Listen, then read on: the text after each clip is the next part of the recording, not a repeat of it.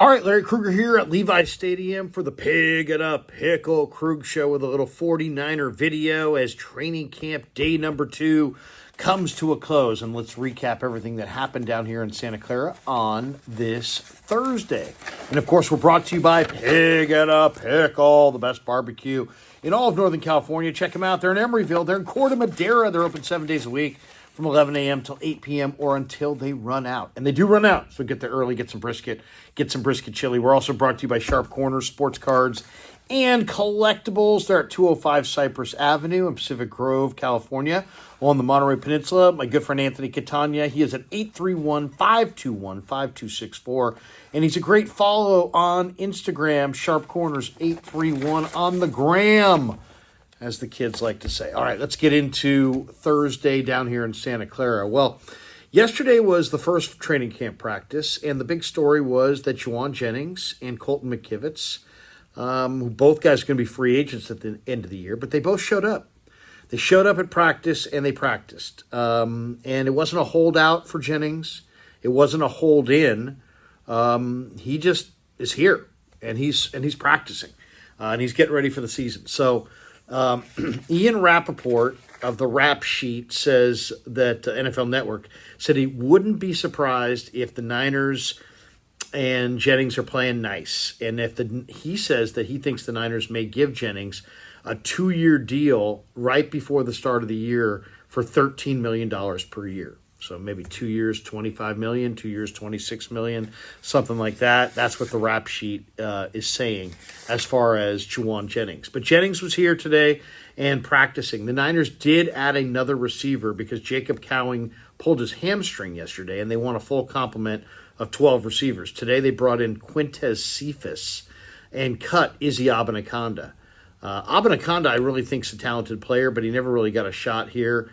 He just got caught up in a numbers game. And Quintez Cephas is interesting. He ran 4.73 coming out of Wisconsin, but he's very quick. 1.59 in the 10-yard split. Very strong. 23 reps at 225. He was a 5th-round pick by the Lions in the 2020 draft. And good-sized receiver, 6'1", 205. He was wearing number 6 today at practice. He was once accused of sexual assault, but was acquitted of those charges in August of 1999. Very good jumper. He's a leaper. 38.5-inch vertical. Another camp body. Yesterday it was Equanimous St. Brown. Today, Quintez Cephas. I think Cephas maybe has a little bit more talent than St. Brown, but neither, I think, are really viable to make the 49er roster. But Quintez Cephas was signed today, and he was at practice here in Santa Clara.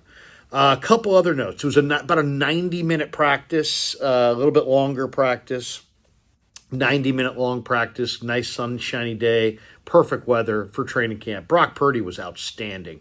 Second day in a row, he looked good. Only one pass all day hit the ground. He was 13 of 14. He looked great. He's throwing bullets.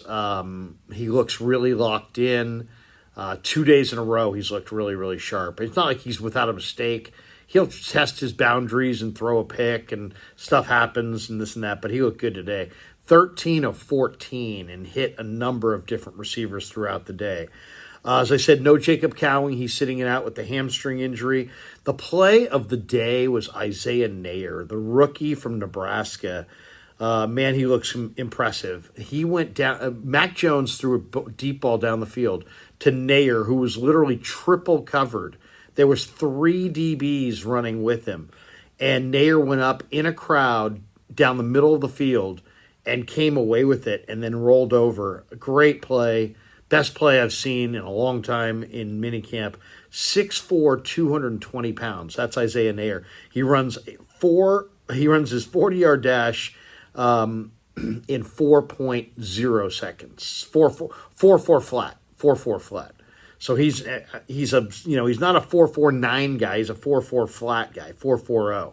36-inch arms, 38-inch vertical. 151 on the 10-yard split. I mean, he's just really fun to watch. He's from Fort Worth, Texas. Went to Wyoming out of high school. Didn't have a bunch of offers. Had a great year at Wyoming. Transferred to Texas. Put himself in the portal. Everybody wanted him. Texas got him. Immediately tears the ACL. Then they bring in Isaiah Bond and others.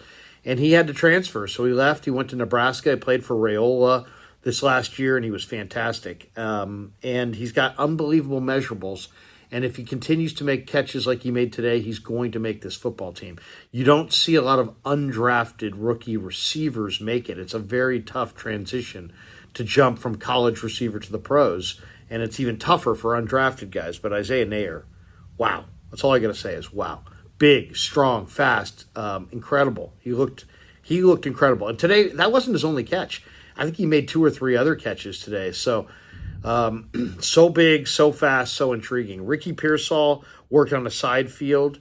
We're expected to see him back practicing on Sunday. The Niners put the pads on Monday, and that's when we'll get a feel for how everybody looks. But Ricky is looking impressive on the side field. So Niners have emphasized that it's just a precaution that he's not working out with the team early on. Yesterday, we saw Patrick Willis in the house. Today, Patrick Willis and Bryant Young. That's right. BY, big number 97, the Hall of Famer, was in the house. I love Bryant Young. Anytime he's in the house, it's a good day.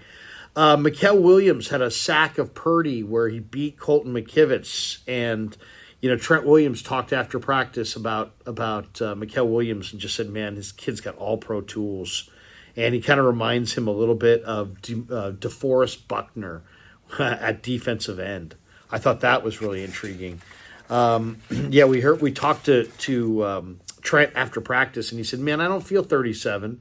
He said that he really likes training camp. And then when it came, his best stuff was about Mikael Williams. He's like, "Man, this guy's a huge dude." He's like, he's got a chance to be dominant. He's got all the tools to be an all-pro. Reminds him of a young DeForest Buckner. Called him an intriguing prospect.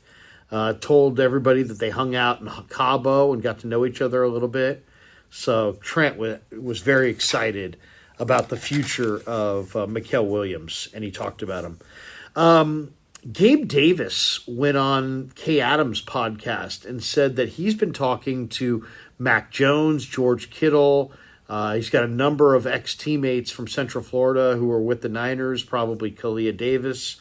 And Gabe Davis says that the Niners are a perfect fit for him. I went on a visit there. It was awesome. I have a lot of teammates from UCF and previous players like Mac Jones and Isaiah Hodgins that were there. So definitely a team that I'm interested in for sure. San Fran is a nice spot. It's a great team with great players. Talked to Christian, talked to Greg and all them, and I met George, and I talked to a lot of the people out there, and it's awesome. San Fran's definitely a spot that I'm looking at. And Shanahan's the man. He knows how to call an offense right, and they just got a lot of great weapons around there. So they need a deep ball threat. All I'm saying, it's easy math for me. I'm no coordinator, but hey man, listen, I give props to those guys. Those guys been making some plays. Jennings was making hella plays when he had to. It was awesome to watch. And Ayuk's a stud. He's a true number 1 player and got a lot of respect for his game. So definitely a team that interests me because I like to be around great players like that. It's definitely a great opportunity. The Niners did, as I said, sign Equinemius St. Brown yesterday, Quintez Cephas today, but they're more placeholders where Gabe Davis is a guy who, if he was signed, he's a 26-year-old outside receiver, ex-receiver, boundary receiver who could be a very, very good addition. And he says the Niners are a perfect fit, so it'll be interesting to see as we get closer to the regular season, do the Niners sign Gabe Davis. Davis is only 26, and it wasn't that long ago he had a monster postseason game against Kansas City. To me, that he would be a very nice fit for the 49ers. Couple other notes. Christian McCaffrey, Nick Bosa, Trent Williams all practiced today as far as team drills. Yesterday they were all practicing, but they sat out the team drills. Today all participated in the team drills. Ben Barch continues working on a side field at left guard as he's coming back from a quad injury. Nick Sakel is getting work with the ones at left guard. Richie Grant, the safety free agent that was signed away from the Atlanta Falcons, former Appalachian State star, played with the ones today. And Robert Saleh told us after practice that, man, they're wide open. Wide freaking open as far as the competition at safety. He's like, there's a lot of faces there. There's a lot of names there. He said it's wide open. Probably Purdy's best pass today was he hit Kittle on a deep ball, and it was just a punt, just an absolute dime. Purdy has looked really, really good. Plenty of zip on his passes.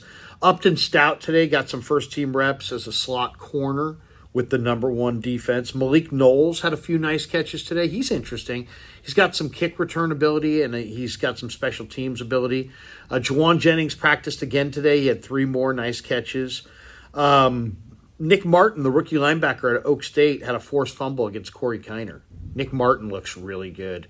You know, the Niners have some really good competition at linebacker. Stone Blanton had an interception of Tanner Mordecai and took it back for 6. Stone Blanton had another couple tackles. He just looks so good. I mean, Stone Blanton is showing up at the football. Now, you can't really read running backs or linebackers till they put the pads on. But I'm going to tell you right now, I'll put my money on it. Stone Blanton's going to have a 10-tackle preseason game. He just shows up at the football, and he makes play after play after play.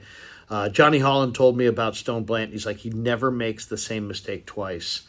So this guy had 18 tackles in a game last year for Mississippi State. He was the second leading tackler in the SEC. Really interesting player. Some people say he reminds them of Chris Borland. But Stone Blanton, he's for real. He is for real. Watch him this preseason. D. Winters looked really good today again and told us afterwards that he's really improved his film study from a year ago. He had recognized the play yesterday where he got a pick 6. He had recognized that play from OTAs and just all gas, no brakes, no hesitation. Saw it and went. Talked to Robert Saleh and, talked a little bit. Robert Saleh talked about D. Winters' progress as a player. He said injuries initially slowed him down. He said he just needs reps. He just needs on-field reps. He says he gets better every day. He said the expectation that Saleh has for everybody on his defense is that they get better on a regular basis. And Robert did point out, as I said before, that there is going to be a wide open competition at safety for not just the free safety spot, but the strong safety spot as well. There is no incumbent there. They love Malik Mustafa, but he's a young player and it's a wide open deal. He also said that D. Winters is really a fun player to watch. You know, he described D. Winters as a fun player to watch. Winters is flying around on the field right now. We got a chance to talk to Winters, and as I said, he mentioned that his interception was a direct result of film study and having done so much film study during OTAs.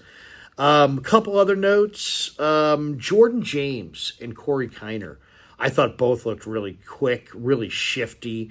Both those guys, the Niners have great depth in the backfield. You have CMC, you have obviously Garendo, but don't sleep on Jordan James and Corey Kiner.